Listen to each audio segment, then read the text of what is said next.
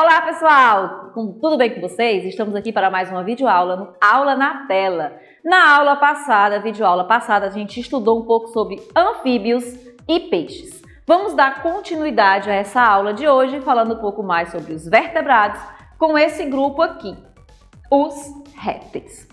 Esse grupo diversificado, bastante comum, principalmente em áreas terrestres, tá?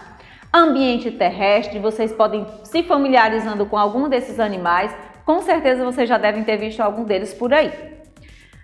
Os répteis, representados principalmente aqui pelos cobras, lagartos, tartarugas, jacarés, crocodilos, eles são um grupo bem diversificado e que já vai apresentando características diferentes, né? Características evolutivas diferentes. Ambiente terrestre, a respiração dos répteis é pulmonar, assim como nós mamíferos, eles respiram através do pulmão, utilizando o pulmão, com a absorção também de gás oxigênio. Eles têm uma pele grossa e impermeável, é uma característica exclusiva do grupo dos répteis. Eles têm uma pele que é bastante rígida, bastante, vamos dizer assim, impermeável, mas que consegue fazer, mas ao mesmo tempo flexível, que consegue fazer com que eles se movimentem em um ambiente ou que possa se desenvolver. Para que essa pele úmida, essa pele impermeável e grossa? Justamente para se proteger, né, e evitar a perda de água do corpo.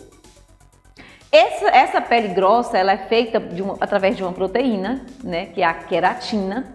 A pele dos répteis, dos jacarés, entre outros, ela é semelhante à nossa unha, né? Então, assim, quando você pega na sua unha, você vê mais ou menos como é a estrutura da sua unha, você imagine que seria também a estrutura da pele desses répteis. Os grupos dos répteis, eles são divididos em 3 grupos. Os crocodilianos, que são grandes répteis aquáticos, com 4 membros e um corpo coberto por placas córneas. Essas placas córneas é justamente essa formação da pele que é semelhante à unha, né? Um material resistente, todo unificado, que o protege, por exemplo, de pancadas, de predadores também. E aqui nós temos alguns exemplos. Os principais representantes do grupo dos crocodilianos são os crocodilos e os jacarés. Os crocodilos, eles não são comuns no Brasil, não existe crocodilos no Brasil. No Brasil a gente tem muitos jacarés, bastante, tá? Vários tipos de jacarés. São animais enormes que podem alcançar até 8 metros de comprimento. Outro grupo são os escamados. Dentro dos escamados nós temos o corpo revestido por escamas, como o próprio nome diz, escamados, ou pelas placas córneas. Inclui o grupo das serpentes, os ofídeos, e os lacertídeos, que são lagartos, lagartixas e camaleões. As serpentes, elas não têm pernas e os lacertídeos têm o corpo alongado, 4 membros e cauda, ou seja, as cobras elas rastejam. Já os lacertídeos, que são os lagartos, eles conseguem se movimentar normalmente, usando as 4 patas. Aqui eu tenho alguns representantes, né, tanto dos ofídeos, que são no caso a cobra, como dos lacertídeos, que são os lagartos, lagartixas. Outro grupo é os quelônios, que são o principal representante aí são as tartarugas, os jabutis e os cágados.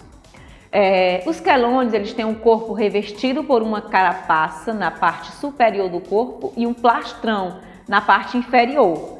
É uma característica exclusiva do grupo dos quelônios, do subgrupo dos quelônios, essa estrutura maior, como se fosse uma cuiazinha, vamos dizer assim, uma proteção que eles têm, essa carapaça, que protegem eles de predadores, de pancadas. Então, assim, quando eles se sentem ameaçados, eles se encolhem dentro dessa carapaça, que é extremamente dura, e o plastrão é essa parte de baixo, como se fosse um amortecedor, é como se fosse uma placa que protege a parte inferior, a parte onde ficam os órgãos, a parte de baixo desses animais.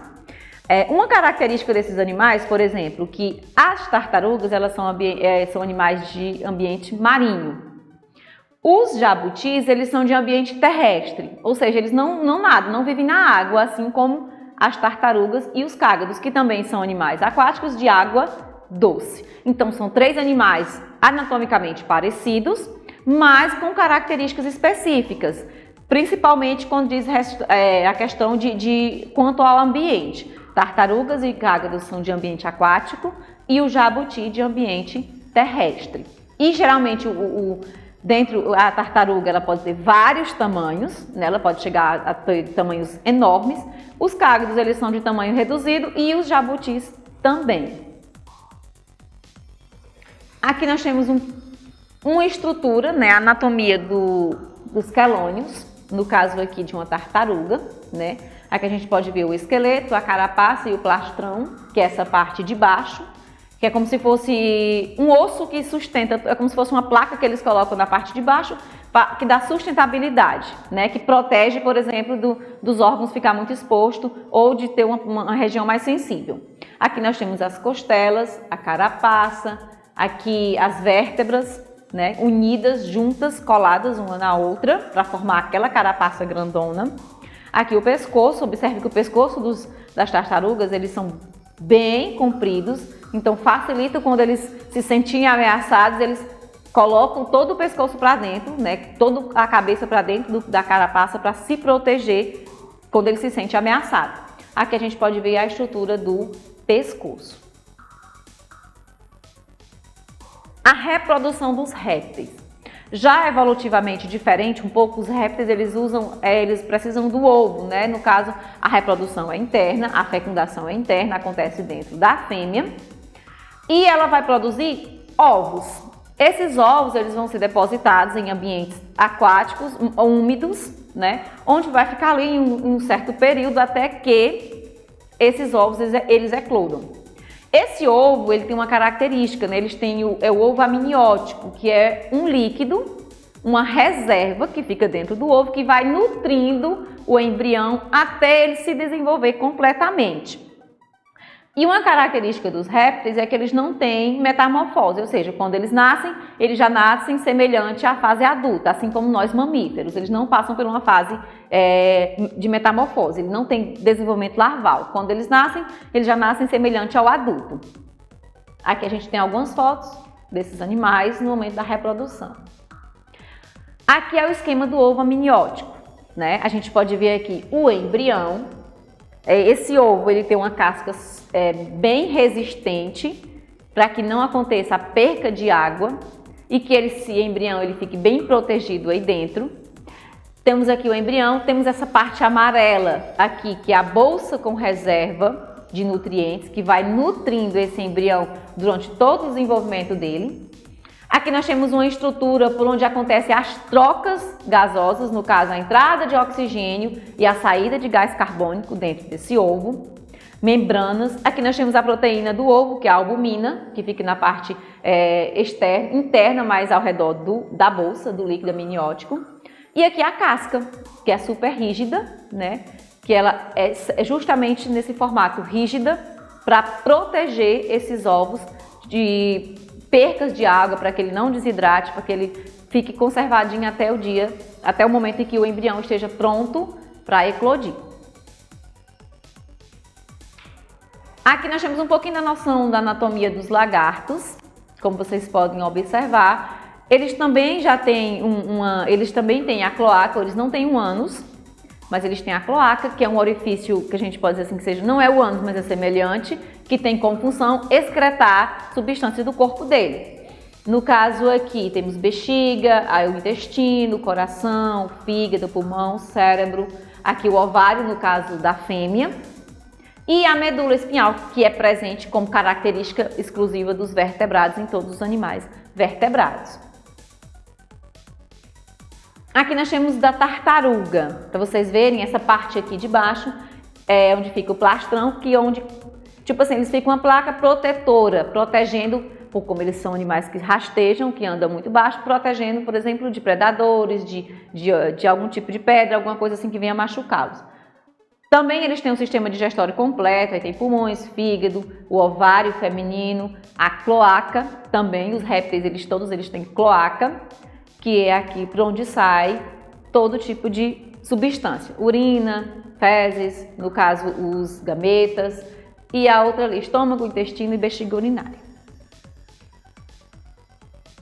Agora, em destaque, eu trouxe aqui para vocês, que se vocês podem acompanhar no livro de vocês também, sobre a questão das serpentes. As serpentes, elas podem ser peçonhentas ou não. Diferenciá-las é um pouco complicado, porque para você diferenciar se a cobra ela é venenosa, se ela possui um veneno ou não, você vai ter que analisá-la mais de perto. Então, assim, não é aconselhado. Viu uma cobra, deixa ela lá. Tia, vamos matar essa danada? Não, não mata, porque a bichinha tem um processo ecológico, ela está ali por uma razão. Então, quando você vai eliminando um animal de um ambiente, você vai desequilibrando aquele ambiente, porque um animal precisa do outro e assim sucessivamente, é uma cadeia. Então, se você retira um, você desequilibra o ambiente daquele lugar. Nós temos aqui, eu trouxe para vocês, as principais cobras e as mais peçonhentas no Brasil. Em destaque aqui eu trouxe a jiboia. A jiboia, ela não mata por veneno. O que acontece? Ela mata por estrangulamento. Então, ela pega a presa, ela aperta, sufoca até matar, ele mata por asfixia, e só depois de morta que ele vai engolir. Então, aquele processo que ela engole, ela pode engolir animais até com dimensões maiores do que a dela, né? Maiores do que o corpo. Então, geralmente, quando a gente vê fotos daquelas jiboionas grandes, com a barriga muito grande, são animais que elas engolem inteiro, e ali vai passar meses e meses para fazer a digestão de todo aquele animal, tá? E com relação aos venenos, nós temos aqui 4 cobras, as principais peçonhentas, que no Brasil a gente tem que ter mais um cuidado, principalmente com a coral verdadeira, tá? Que é a mais venenosa, tá em primeiro lugar no Brasil como a mais venenosa. Em segundo lugar, a cascavel. Em terceiro lugar aqui nós temos a surucucu, pico de jaca e por último ali a jararaca. São as 4 cobras mais perigosas. Lembrando que uma pessoa que for picada por uma cobra ou qualquer cobra desse tipo tem que imediatamente procurar uma unidade de saúde para tomar o soro antiofídico, que vai combater esse veneno inoculado nas presas da cobra, tá? Então não se arrisquem em tomar um leite, alguma coisa do tipo. Sentiu que foi picado por uma cobra, procura unidade de saúde. E sempre que for em ambientes, por exemplo, como mata, ambientes fechados, quem for trabalhar com lavoura, é sempre bom usar equipamento de segurança, que no caso para os agricultores seriam a bota, que é o que protege, principalmente picadas em regiões inferiores do corpo. Eu trouxe para vocês algumas características e curiosidades sobre os répteis. Eu trouxe aqui que eles são de sangue frios. Por que eles são de sangue frios? É uma característica dos répteis, anfíbios e também de peixes. No caso, só aves e mamíferos que não são. E todos os invertebrados são também. Eles são o que a gente chama de ectotérmicos, ou seja, eles mudam a temperatura do corpo de acordo com o ambiente. Por isso que eles são chamados de sangue frio. Se está quente, eles tendem a que o corpo aumente a temperatura. Se esfria, tende que a temperatura do corpo deles esfrie também. Nós somos diferentes, nós temos a característica, nós mamíferos e aves temos uma característica diferente, tá? Vamos estudar lá na frente. As tartarugas, elas podem viver cerca de 100 anos. As tartarugas, elas são os animais, os répteis, geralmente todos os répteis, eles têm uma duração de vida muito maior do que outros animais. As tartarugas, eu andei pesquisando, há vestígio de que elas já existiam na época dos dinossauros, jacarés, então assim, já tem assim, são conterrâneos de vidas, são historicamente conterrâneos. É como se na época dos dinossauros já tivessem existido também jacarés e tartarugas. Olha que ela vive 100 anos. Outro exemplo aqui é o crocodilo de águas salgadas. Ele não tem no Brasil, não existe crocodilos no Brasil. Ele vive na África e em algumas regiões da Ásia. Ele pode chegar de 5 até 8 metros de comprimento. E uma característica, os jacarés e os crocodilos, eles são muito parecidos, mas anatomicamente você consegue diferenciar quem é um jacaré e quem é um crocodilo. Geralmente o crocodilo, ele tem o rosto, o focinho mais afinilado para frente, ele é mais comprido, e os dentes dos crocodilos, eles ficam expostos. Mesmo que ele feche a boca por completo, vai ficar os dentes inferiores da parte de trás, vai ficar exposto. No jacaré, não, eles têm o focinho mais curto e mais alargado, e quando eles estão com a boca fechada, você não consegue ver nenhum dente. Sem contar que os crocodilos, eles têm umas cores mais claras, né? Um marrom mais claro, e os jacarés, eles são um pouco mais escuros. Outra característica dos répteis aqui, outra curiosidade que pertence ao grupo deles, é a questão da camuflagem, né, dos camaleões. Eu botei aqui a fotinha ele verde no ambiente verde. Então ele tem uma pigmentação no corpo dele que permite que ele consiga mudar de cor de acordo com o ambiente que ele está. Ele vai sentir umas pressões nervosas, vai se sentir ameaçado e ele vai se adaptar àquele ambiente, ele vai camuflar. A camuflagem, além de servir para ele se proteger, é também uma forma de atração. Então ele vai atrair a fêmea, ele vai se exibir. Na verdade, ele usa muito isso para se exibir e capturar, né, e ter a chance com a fêmea dele. Então lá é uma forma também de reprodução que eles usam a questão da camuflagem para proteger, né, se proteger de predadores e para atrair a fêmea. Agora eu trouxe para vocês aqui uma atividade sobre os répteis que vocês vão dar uma lida, vão pesquisar, vão responder e vão enviar lá no privado dos professores de vocês. Bons estudos! Muito obrigada pela aula de hoje. Até a próxima aula. Tchau!